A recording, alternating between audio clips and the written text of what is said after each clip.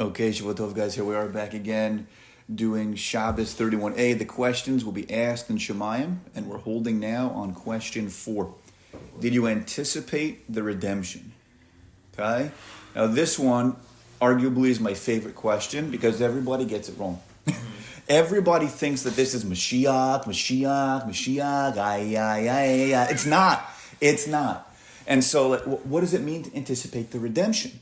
What does it mean to actually think about what life is going to be like when we have Mashiach? What is the redemption? What's all that involved? What's life going to be like when it's like that? And these are things that many of our sages tell us not to necessarily ponder or to really get involved into, like what life is going to be post-Mashiach or what it's going to be like. But really, anticipating the redemption is something that we 100% have to do. Right? So let's just dig right into the actual language here of what we're talking about. In the Hebrew, it says, Tzipita liyeshua. Did you anticipate the Yeshua, right? The salvation, the redemption, effectively, when Mashiach is going to be here. Well, to you guys, what does that mean? If somebody asked you to, anticipate Mashiach or the redemption, what would that be like to you? If you want to go first, okay, so I don't know. I heard like something like this. Like people like think like I heard a shiur once. I think it was on.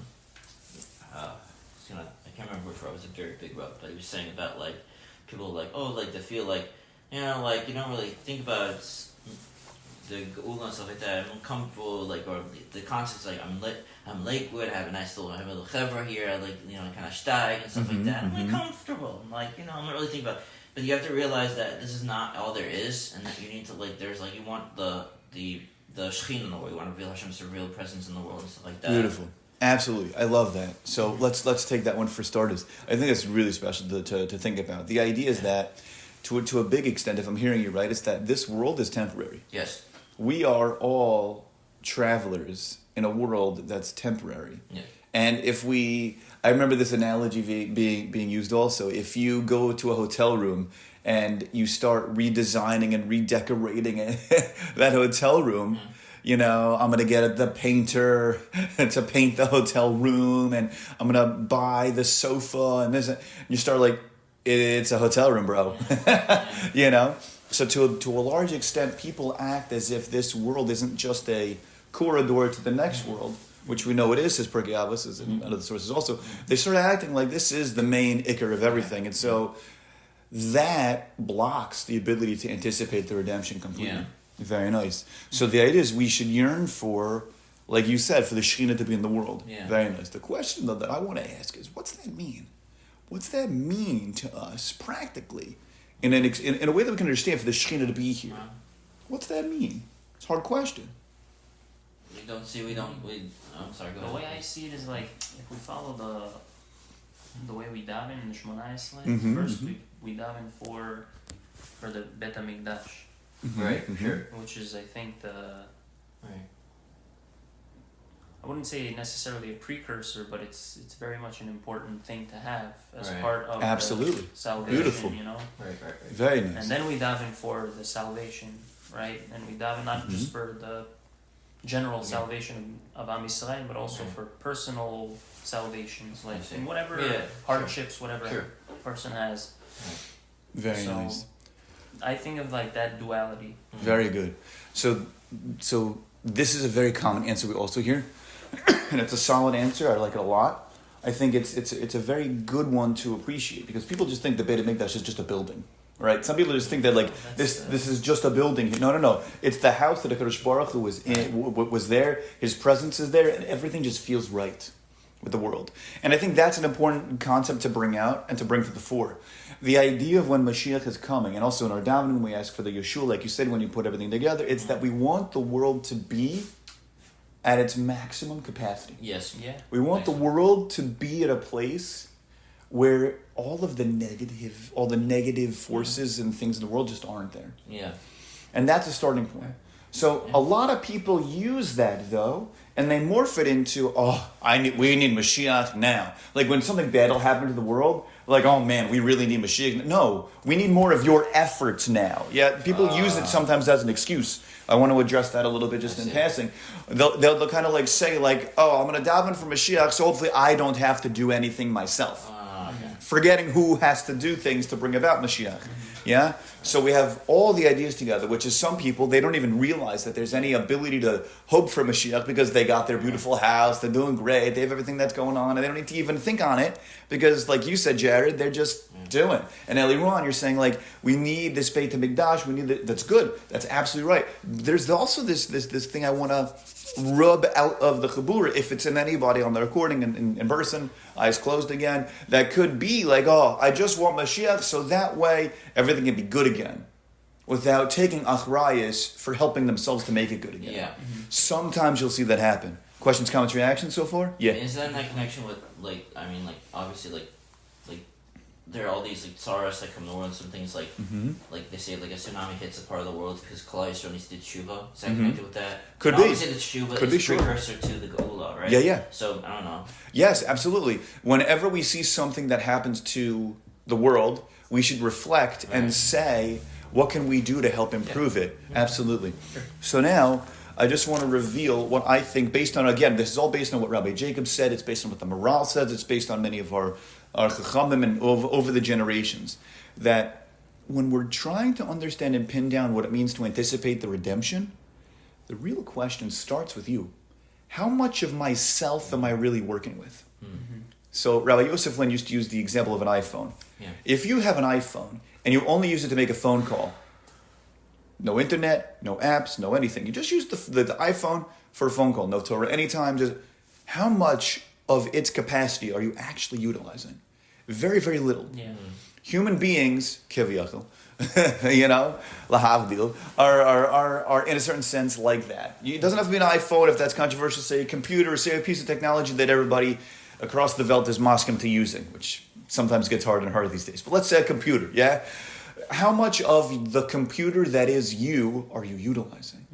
Have you plumbed the depths of who you are to realize emotionally, intellectually, physically, who you are, what you are, and how much you can do for the klal in the world? How much are we leaving on the table? And not only that, it starts with how much of my God-given abilities am I really squandering through laziness or not caring enough or excuses? You got to be real with yourself. Yeah. And so that gap between where you are right now and like what or why Hashem really made you is what we're going to focus on. I want you, almost Rav Dessler style, because he does this similarly, but this is a different context. I want you to imagine right now what it would be like to merge that gap with yourself, just yourself. The gap, again, is the difference between maximizing your potential to the fullest of where Hashem wants you to get to with everything that you have. Your strengths, your talents, your abilities, your physical, your emotional, your psychological, your everything. With where you are now. Then I want you to think of everybody in the Chabura House and that gap being merged together.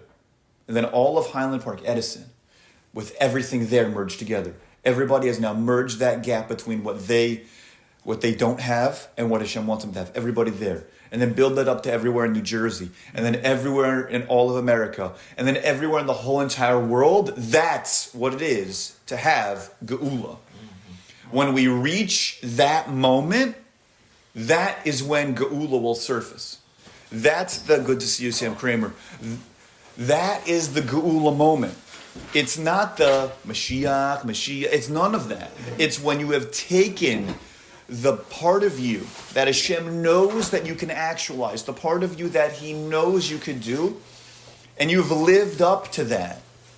You've taken where you are now, and that gap is totally bridged, but not just you, but the whole Klal Yisrael, the whole world is operating at maximum capacity. That's Geula.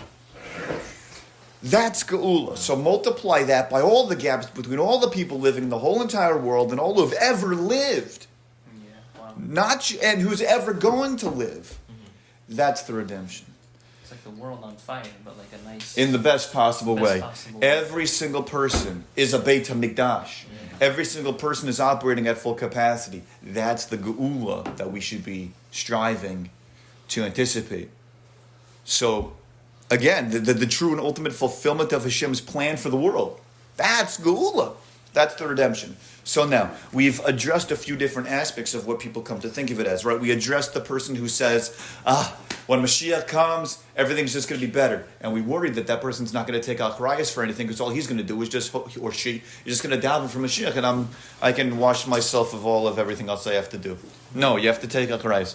And then we have the other people who think that it's some white horse, Mashiach's going to come ride it. It does say that. That's going to come in riding on a white horse, but what's that mean? What does it really mean for me to want Mashiach? It's this point. The bridging of the gap between the real person who is on fire at maximum capacity, using that iPhone, using that computer, whatever muscle you want to use, to the fullest extent. On the latest software, you can up and amp the muscle however you want, right? The latest hard drive, whatever, is maximum capacity versus where you are now. And it's not just you. It's not just the Chabura. It's not just Highland Park. It's not just... It's everywhere in the whole world from the beginning of time until the end of time. That really is everything. And so when you just anticipating Mashiach, it's like sort of an empty phrase if you don't understand it, if it doesn't have meaningful content to it. And so at best, it's vague. And like I said, at worst, it's like some push-off of responsibilities. We're supposed to partner with Hashem, right? Mashiach isn't going to take away our problems. That's another misnomer. We think that Mashiach is going to usher it to... Everything's going to be perfect. You can have problems with Mashiach here also. Look at a Rambam. Open it up and realize that we're still going to be doing a lot of the things that we do. Right. Okay, we don't really know necessarily what's going to be then, but yeah, we know there won't be war, there won't be suffering. All true. But what brought Mashiach doesn't necessarily mean that he came in on his horse and then everything's fine now. There's a lot that had to happen to bring that point to fruition. Yeah, that's important. So when we try to just be dochek all of our responsibilities and we try to push, it's like I just had this thought, Mashiach's going to come and tell everyone else that I argue with that they're the wrong one. Right, you know what I mean? 100% Sam Graham. It's a whole mind shift change. But if you grasp it, if you get it, if you appreciate it, you realize that it's a whole different thing. And so the real question boils down to continuous, ongoing effort to bridge that gap between the unactualized person that we are right now. Now, granted, thank God, we're all fairly actualized, right? Teaching, chaveirim, learning, stark, all this stuff, doing tons of different things across the table to bridge that gap between where we used to be to where we are now. But we have to all know inside of ourselves deeply that there is something beautiful about us that has to be brought to the fore. We're here to actualize our potential. We're here to grow. And we're here really to do Hashem's will. We all have a mission to achieve in this world. And when we get closer to bridging the gap between where we're holding now and ultimately what He wants, everywhere in the whole entire world, that's when Mashiach will come. Questions, comments, reactions, so forth. This is, I know I came in late. Actually, that redemption is going to be just everyone previously and future. It's going to be all together around actually its potential. I assume that's in Ruchnias, not in... It's everything. Well, it depends. Everything. Well, I would say it's in everything. I mean, think about it. You have, I believe it was Chanok, forgive me if I have this wrong, about making sure that when he was tying every shoelace on the shoe, that he had the right machshava to make sure as I'm being the shoemaker, I'm doing everything l'shem Shemayim. Even in that. Meaning, even in what you think might be not baruchani, everything will be kulo ruchani. Because we'll realize that gap will have already been, no longer gap. It'll be filled in. It'll be understood that when I go out to work, that also is ruchani if I'm doing it properly. Right. Even if I'm not a sofer, right? Even if I'm not doing a career path that involves something like that. Because that's what it is. It's all kulo ruchani, Sam. But the real idea here is that, so let's just dial back. There's a few people in the world who think that Mashiach is I just sing on top of a car and everything's going to be great. But they don't know what they're ushering in. There's also people who think that somehow some force is going to enter the world and everything's just going to be all good again. I'm going to be like a baby in the arms of this mommy and I'm going to be nursed and it's going to be perfect. That's also not necessarily the case. There's a lot of effort that has to be brought to even lead to a place where we can get to have Mashiach. And we said ultimately, Rav Dessler's style was essentially to multiply all the gaps between all the people in the world that they have between how much they're actualizing, utilizing themselves everywhere in the world, yourself, and then bridge that gap towards and in the direction of fulfilling your unique potential in the world and actualizing Hashem's plan. Mm-hmm. So the full actualization of Hashem's plan for the world is when Mashiach will be here, and that's anticipating the redemption. So when we say, I believe it was the Chofetz Chaim who used to have a bag. If it wasn't the Chofetz Chaim, please forgive me, but I know there was a big Rav who used to have a bag, right? Yeah, who used to have a bag. A suit or something, or a suit or a bag. Mm-hmm. Exactly. Either a bag or clothes, maybe it was just clothes, but he had like something ready to greet Mashiach, right? Yeah. To like have it at the ready. Now, for a person like him, of his huge stature, who understands all of this way better than all of us, that's great to do, right? But for us, if we left the little bag over there without knowing why or what we're doing, it'd be kind of problematic. And this is literally a question. Did you anticipate the redemption, right? Did you anticipate the Yehoshua? Well, what's the Yehoshua? What is the salvation? Yet, if we don't have clarity around that, now we're really up a creek. So again, we're just going to understand very, very briefly. The idea is that we're taking this to make sure that all of what we do is geared around self-actualization and being fulfilled. And so we started the first class talking about an Adam. We said that an Adam essentially was what? What is Adam? Not in the sense of a person, but what is Adam? Like ground, like dirt, right? And what is an Ish? Is the fire. Fire, Aish. Good, very good. So we're all trying to go from a place of being earthy to being Aish, fully actualized. So when Eliran said earlier, he was machaber to this, it's almost like everything is on fire, the whole world. That's it. But nonetheless, that was Taka right. That's what fire is. If everything was fully self-actualized in the world and on fire to an extent, then that would be when the Mashiach will come. That would be when everything is built up in a fully actualized way. Questions, comments, reactions. Let's open it up a bit. I like that. Yeah, I think that's very huge. Yeah. What else you guys got? Anything else for me? Yeah, let's go. There had been like some trepidation of like, after Mashiach and everything, it's like, okay, whatever level you're at. It's like no more opportunity for mitzvahs. And so I think like I need to have a wife and some children before that. And so it makes it hard to like actually anticipate it. Like I'm not ready for it. Now the other side of it here, like, you still gonna have problems. You still gonna have all the stuff you have to go through. Yeah, no, it's true. Okay. It's true. So there's actually some big Rebbeim out there. Now this is a different derech that we could take the class in the direction of, but I think we got the core message so far. So let's do that. I think it was Rabbi Noach Orlowick, along with others, who were very hesitant to have people want Mashiach now, meaning. I don't want to frame it like that, but the idea was you should be wanting a time when you could still do mitzvahs, a time when you could still actualize yourself. Mm-hmm. There is a time for wanting to do all of what you're saying, Sam, right? And when all of that is here, certain aspects will not be able to be there for us to do. It's almost like you have the ability to plant as much as you can, and then the harvest comes, and whatever you harvested, you know. Now, this isn't the end of days we're talking here, like you're done on the earth. So obviously, post-Mashiach, there's still a lot that you can do and be involved in. So I think you can bridge both worlds. You can bridge both worlds to an extent. But I also wouldn't stress out about that. I mean, in the lifespan of Mashiach coming, I think you can simultaneously say, I'm going to do everything myself to bridge that gap, which of course involves getting married. Of course, it involves getting a job that can support that life, and working hard and learning and davening and actualizing yourself and working on your midos. So don't rush, but do it at the right pace. Mm-hmm. And that's the thing that helps bring Mashiach in the first place. Mm-hmm. There's only two ways Mashiach's coming, my friends. It's either very bad, which we don't want, or it's through this route, which is a different explanation. Most people think that it's this kumbaya, brotherly love, everything's going to be amazing, but there's more to it than that. Mm-hmm. Actualize yourself. And then others also do the same thing, to the point where we hope to have this level of everybody, as much as they can, self-actualized. Mm-hmm. at least in our generation. And that's the idea. When we have the ability to even just try to do this a little bit more, I think that's enough to tick the box on this question. Did I anticipate the fact that Mashiach is coming?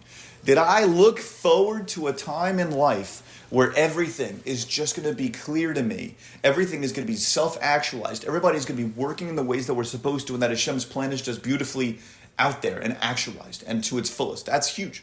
I think that's the ikr. What else we got? Questions, comments, reactions? Sam looks like he has a question. Here we go. When the Gula is inevitably coming, and we all survive to see it, like, what room is there to anticipate it after the thing? Like, how does this?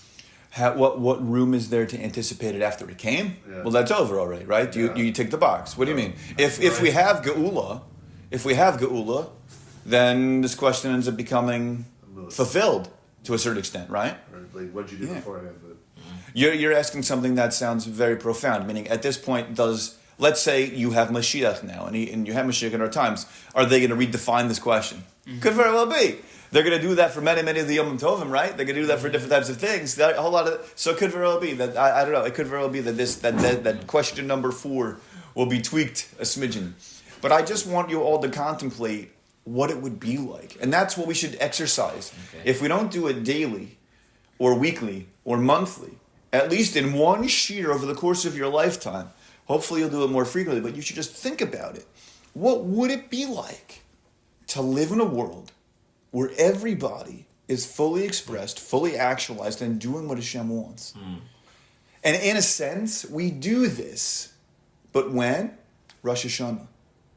In our Rosh Hashanah davening, we daven for the world to reach this critical climax. Right.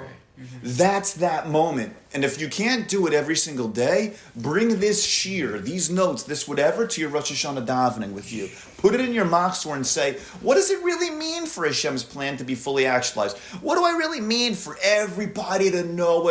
That's this.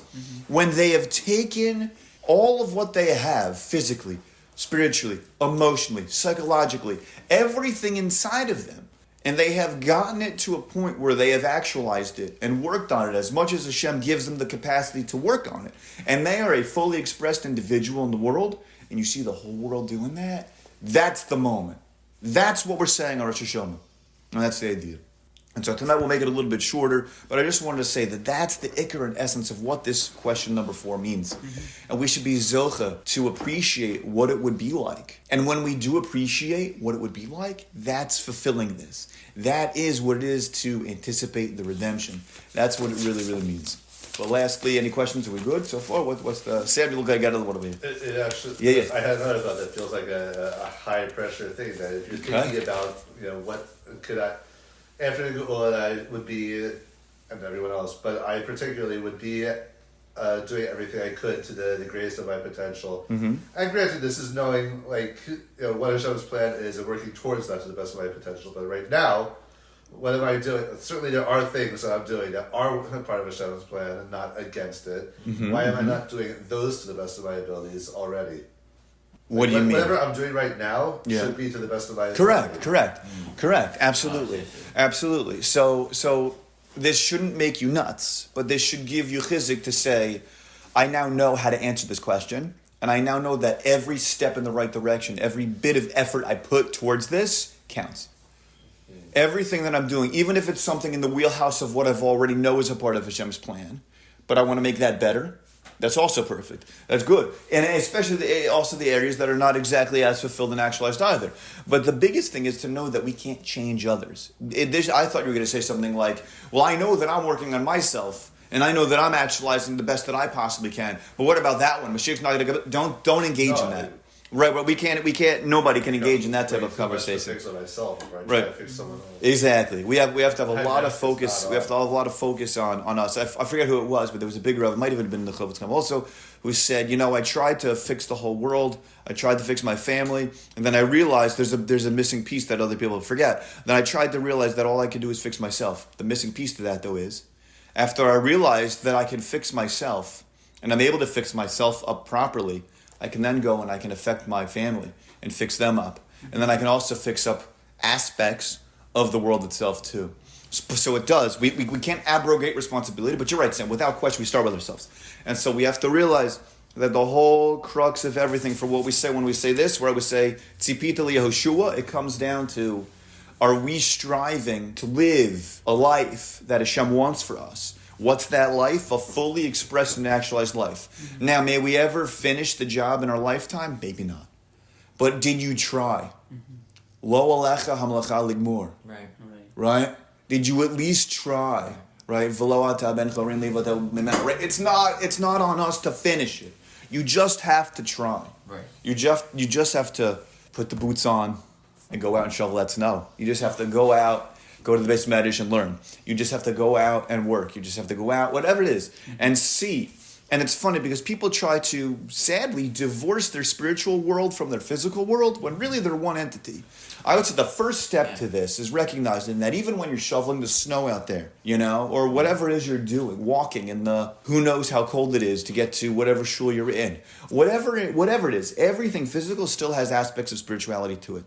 And when you have that, you can then say, ooh, how can I start working on all the aspects of who I am? And when you do that, then you're at least in the game. We should all be zocha to be in the game. Amen.